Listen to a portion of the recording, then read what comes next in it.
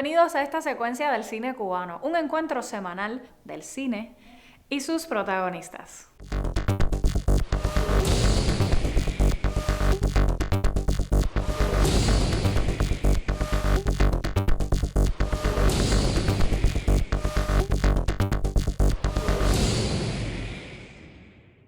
En el programa de hoy conoceremos detalles del documental Virgilio desde el Gabinete Azul, dirigido por Raidel Araoz. Con él tuvimos la oportunidad de conversar y sobre su obra nos comenta.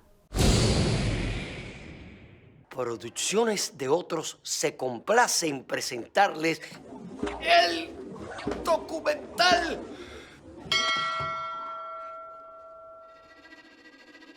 Virgilio desde el Gabinete Azul.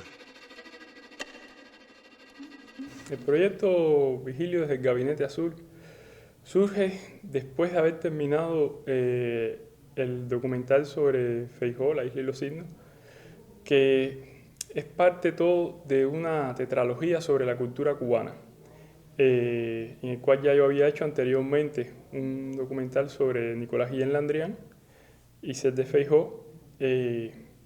Empecé a hacer entonces el de Virgilio y sueño ahora con hacer uno sobre Joel James, que sería lo que cerraría este proyecto, ¿no? Para analizar la cultura cubana desde distintas aristas, ¿no? El cine, el teatro, el caso de Virgilio, la cultura popular y el dibujo de cultura popular del caso de Feijóo, y Joel James sería la religiosidad. Aprendí que era pobre, que era homosexual y que me gustaba el arte.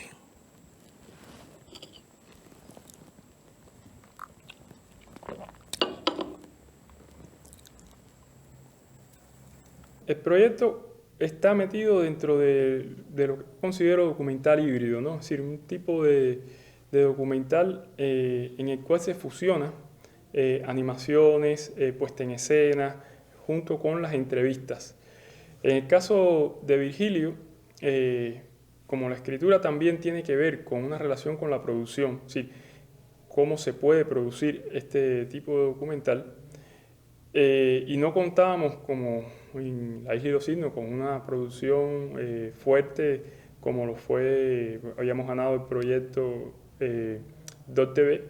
Entonces yo fui escribiendo el proyecto por etapas, fui reuniendo el dinero para cada una de esas etapas y armando según lo que iba necesitando, ¿no? y lo que podía conseguir. Así que el guión se fue construyendo a medida que se fue planificando las distintas etapas de rodaje y se fue editando a lo largo de todo ese proceso, que ha durado 4 años y casi 4 años y medio de trabajo. Sus obras siempre quedaron como proyectos de obra, ¿no?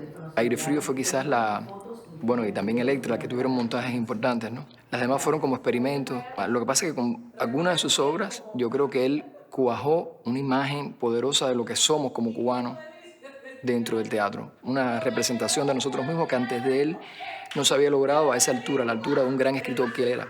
Yo empecé trabajando con un fotógrafo, Raúl Prado, que conocía mi trabajo también antes, y trabajamos la iluminación pensando en una obra teatral donde Virgilio está en la última etapa de su vida escribiendo las correspondencias a amistades, es decir, está metido en esa etapa de ostracismo en la cual estuvo y de soledad.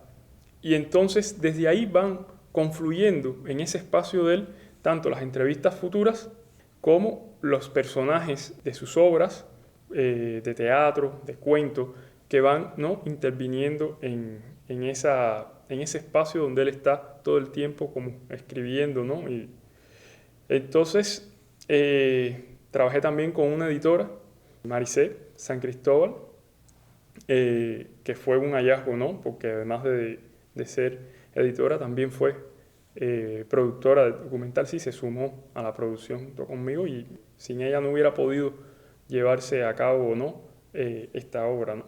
Entré con un equipo de efectos visuales también con los cuales no había trabajado y empezamos a trabajar por primera vez en este proyecto que lo dirige Javier González, y mantuve el equipo, lo que es toda la parte de sonido, que sigue siendo el mismo, el músico, Denis Peralta, Tony Carrera en la mezcla, y en la grabación de sonido directo Michelle Caballero, Pardini.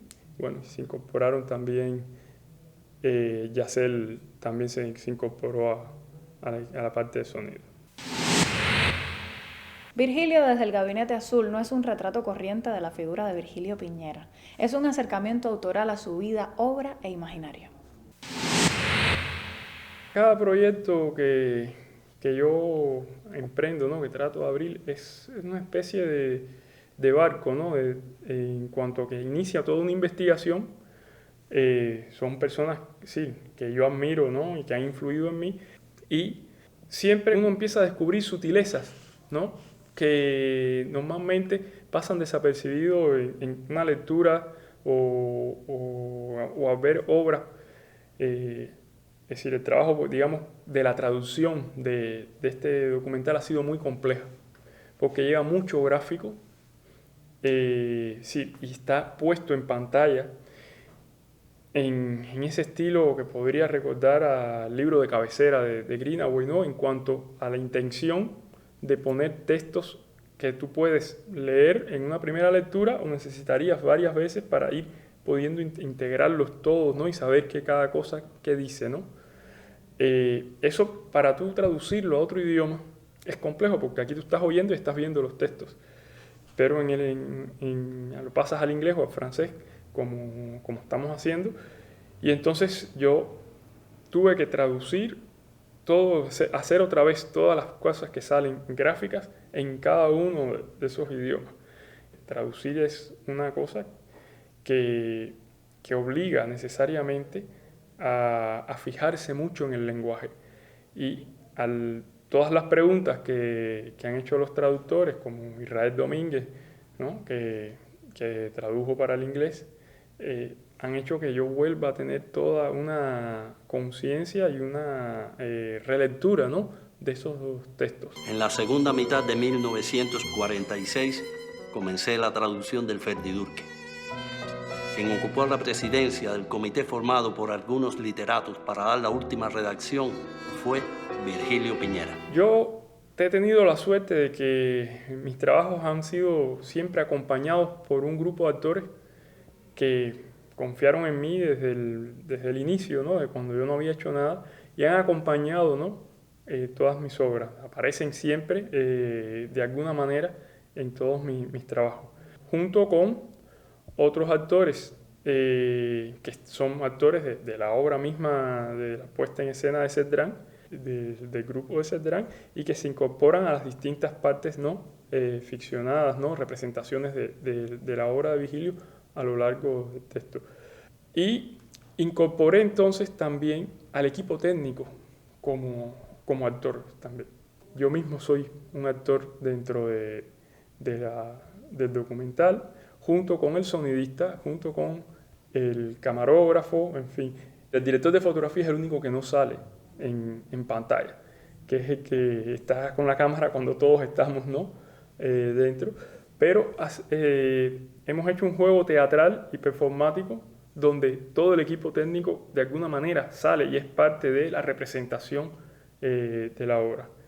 Es una idea que nace del mismo poema de Virgilio, El treno por la muerte del príncipe Fumimaro Konoye, donde en ese poema, es un poema teatral, y está allá adentro la tramoya de la representación de un juicio que se le está haciendo al príncipe, ¿no? Esa idea surge de ahí, y eso me permitió, ¿no?, ensamblar toda, no solo toda la puesta en escena de la obra de Virgilio, sino incluso quienes arman esa puesta en escena, que sean visibles y que sean parte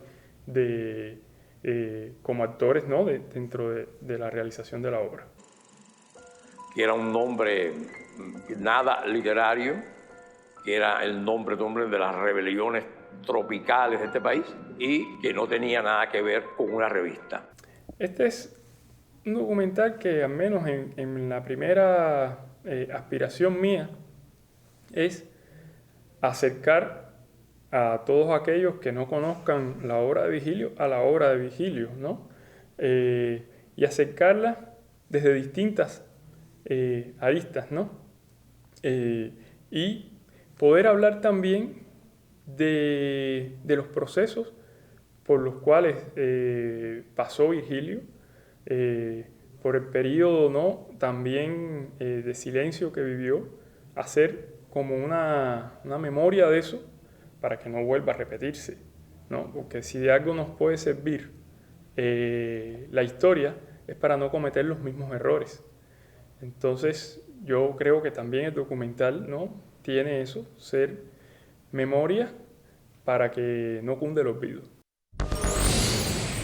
Sobre Virgilio desde el Gabinete Azul conociste aquí, un documental donde su director Raidel Araoz nos redescubre a ese grande que es Virgilio Piñera, desde su obra, sus soledades y sus penas. Un retrato profundo que todos debemos ver. Yo soy Claudia y nos volveremos a encontrar dentro de 7 días para seguir hablando de cine. No faltes.